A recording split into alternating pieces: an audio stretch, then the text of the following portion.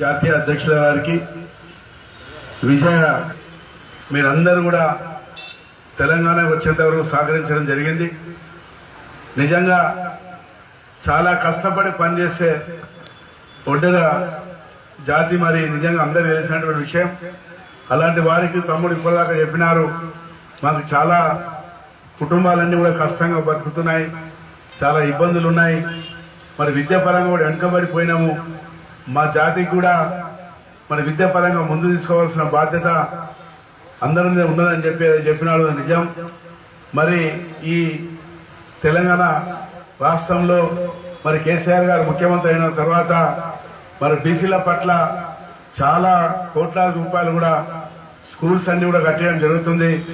Residential schools కట్టించి దానికి minority residential కూడా కట్టించి ఎప్పుడు లేని విధంగా, ఎందుకంటే నేను 94 నుంచి ఎమ్మెల్యేగా చూస్తున్నాం. మరి గవర్నమెంట్ స్కూల్లో మరి రావాలంటే ఇబ్బంది ఉన్నటువంటి పరిస్థితుల్లో మరి ప్రైవేట్ తరఫున తప్పకుండా వారు దృష్టి తీసుకుపోయి మరి మీకున్నటువంటి ఏదైతే న్యాయమైన కోరికల్లో తప్పకుండా చెప్తామని చెప్పి కూడా మరి మీ అందరికీ కూడా హామీ ఇస్తున్నాం.